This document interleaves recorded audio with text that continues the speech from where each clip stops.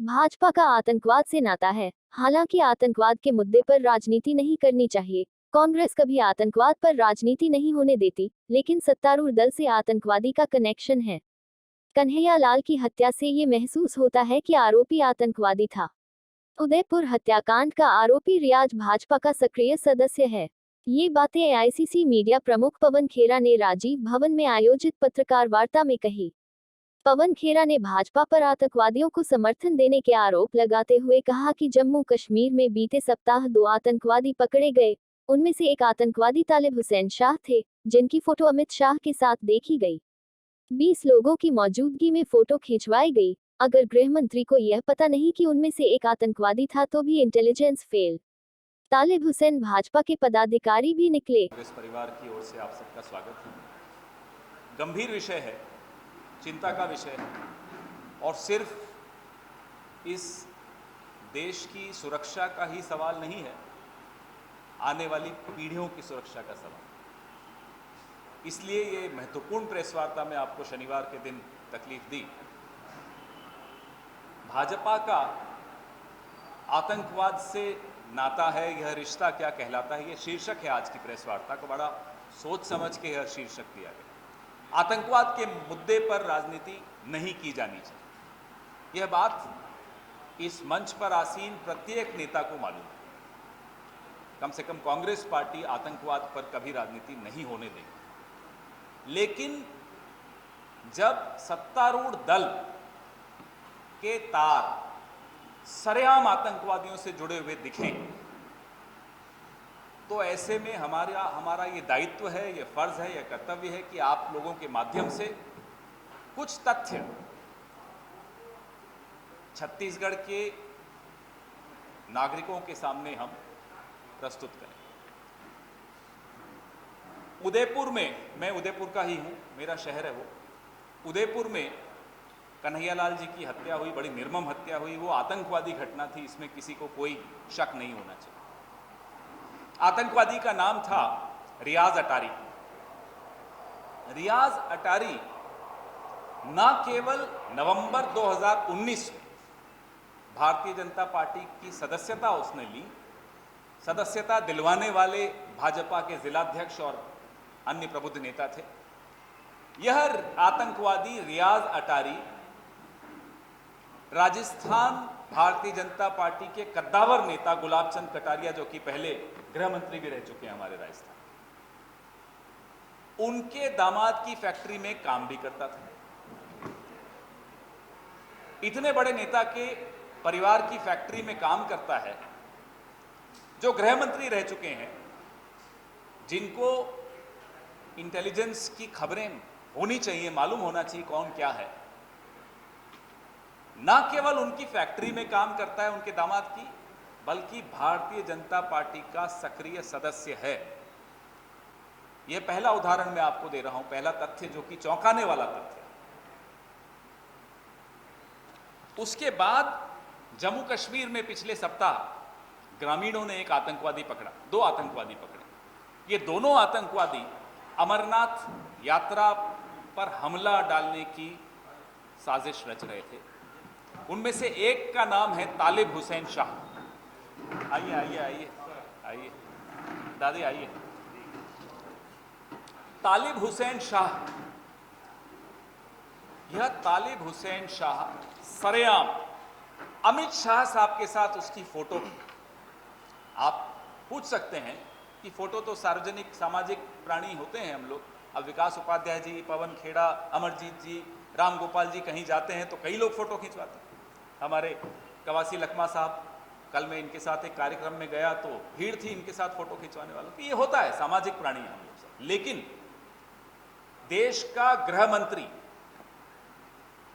कमरे में 20 लोग पोज करके फोटो खिंचवा रहे हैं साथ में बैठकर, यह तथ्य डराने वाला तथ्य। अगर गृह मंत्री को यह पता नहीं है कि उन 20 में से एक दुर्दांत आतंकवादी है, तो यह भी एक बहुत बड़ी विफलता है। यह इंटेलिजेंस फेलियर की दर्जे में आएगा। और अगर पता है फिर भी वो उनके साथ मौजूद है तो उसका जवाब फिर आप बताइए क्या हो सकता है कि क्यों हुआ ये। यह तालिब हुसैन शाह, यह भी भारतीय जनता पार्टी का पदाधिकारी भी निकला। तो कोई यह कह दे कि साहब मैं किसी फंक्शन में गया था, वहां किसी ने मेरे साथ फोटो खिंचवा दी, तो यह गलत होगा। जम्मू क्षेत्र के माइनॉरिटी प्रकोष्ठ कि आईटी सेल का यह इंचार्ज निकला तालिब हुसैन शाह। ये मैंने आप सामने रखा। तथ्य नंबर 1 में भारतीय जनता पार्टी का सक्रिय सदस्य रियाज अतारी, तथ्य नंबर 2 में तालिब हुसैन शाह भारतीय जनता पार्टी का ऑफिस बेयरर, अमित शाह साहब के साथ इसकी फोटो। बताइए इससे ज्यादा हैरान कर देने वाली और क्या बात हो सकती। अब ये सब मैं पिछले 10 दिन की बात सुना रहा हूं आपको, पुराना इतिहास भी है मेरे पास। अमरावती में एक केमिस्ट की हत्या की चर्चा हम सब ने टीवी पर देखी, मीडिया के मार्फत हमें मालूम पड़ा। उमेश कोल्हे उनका नाम था जिनकी हत्या हुई। उमेश कोल्हे की हत्या के जो मास्टरमाइंड थे इरफान खान, भारतीय जनता पार्टी ने बड़ी जोर शोर से कहा हम इस मुद्दे को एनआईए को दे रहे हैं। अब यह तथ्य मीडिया में निकल कर आया है कि यह इरफान खान जो हैं, यह नवनीत राणा सांसद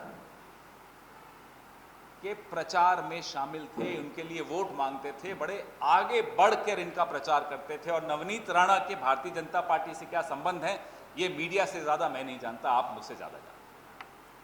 3 उदाहरण पिछले 10 दिन के। इसलिए कांग्रेस पार्टी ने यह निर्णय लिया, इस मुद्दे को देश के कोने कोने तक ले जाना इसलिए आवश्यक है। कोई राजनीति नहीं करनी इस पर, लेकिन यह बात, यह तथ्य सबके सामने आने चाहिए। हैरानी की बात है कि नुपुर शर्मा भी भारतीय जनता पार्टी की और रियाज अतारी भी भारतीय जनता पार्टी का। भारत तो आत्मनिर्भर कब होगा हमें नहीं मालूम, भारतीय जनता पार्टी आत्मनिर्भर हो चुकी है आतंकवाद के मामले। इधर से कुछ कहलवाएंगे नुपुर शर्मा से, उधर से कुछ करवा देंगे रियाज अतारी से। ये क्या है? इस देश का ये क्या माहौल बना रखा है भारतीय जनता पार्टी ने, यह आपको समझना पड़ेगा। भी बड़ा महत्वपूर्ण एक उदाहरण है डीएसपी देविंदर सिंह का। यह डीएसपी देविंदर सिंह रंगे हाथों आतंकवादियों के साथ पकड़े गए। पकड़े जाने के बाद आप और हम ये उम्मीद करेंगे कि कोई भी सरकार, वो राष्ट्रवादी अपने आप को माने या न माने, कोई भी सरकार कड़ी से कड़ी कार्रवाई करेगी और मामले की तह तक जाएगी। लेकिन डीएसपी देविंदर सिंह के साथ कुछ और हुआ। वहां के एलजी ने एक निर्देश निकाला, मनोज सिन्हा साहब ने। उस निर्देश में स्पष्ट तौर पे लिखा है कि इनको नौकरी से बाहर कर दिया जाता है, लेकिन राष्ट्रहित में यह आवश्यक है कि इनके खिलाफ कोई जांच नहीं की जाए। ये कौन सा राष्ट्रहित है, मैं इनसे पूछना चाहता हूं।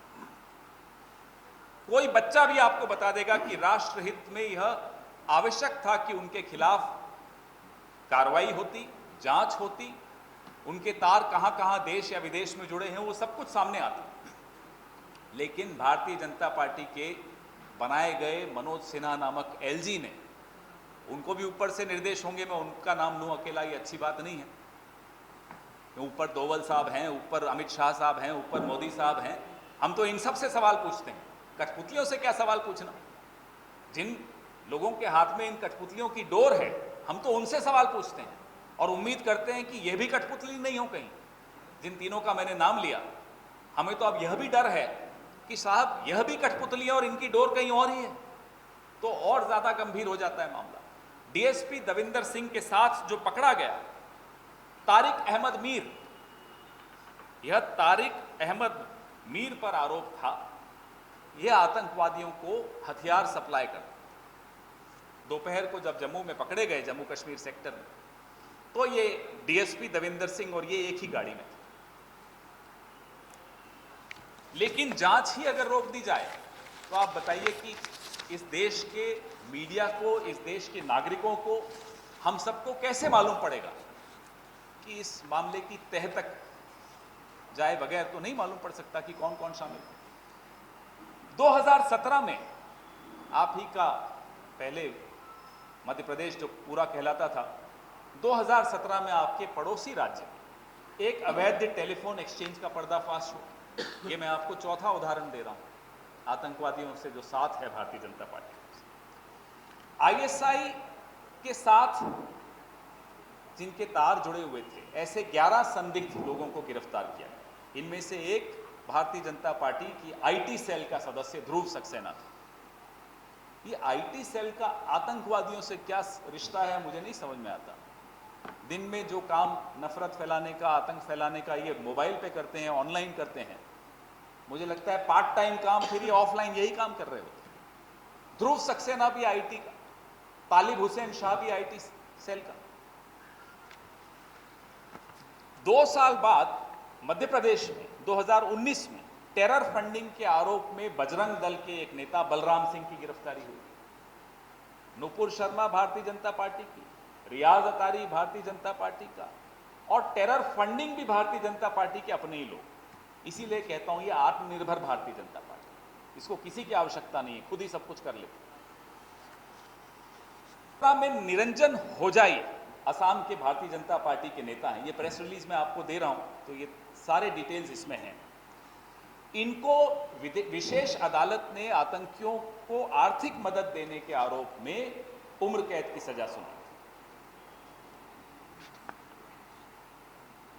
एक और अपराध सिद्ध व्यक्ति है, आतंकवादी है, उसको टिकट दे दी साहब भारतीय जनता पार्टी। मैं आपके चेहरों पे थोड़ी परेशानी भी देख रहा हूं और हम सब बहुत परेशान हुए। ये हम लोगों ने एक दिन बैठ के रिसर्च की तो एक के बाद एक 8 उदाहरण मिल गए। 3 तो अभी ताजे उदाहरण हैं और कुछ थोड़े पुराने। मोहम्मद फारूक खान, यह मसूद अजहर साहब के शागिर्द हैं। मसूद अजहर का शागिर्द मोहम्मद फारूक खान, इनको स्थानीय चुनाव में वार्ड नंबर 33 श्रीनगर में भारतीय जनता पार्टी ने टिकट दिया।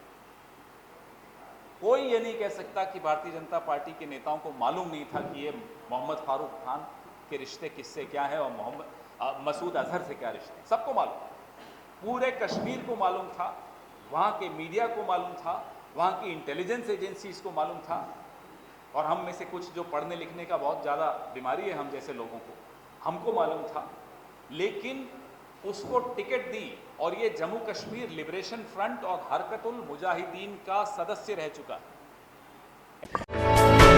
For more news updates, do subscribe, like, share and comment. Clipper 28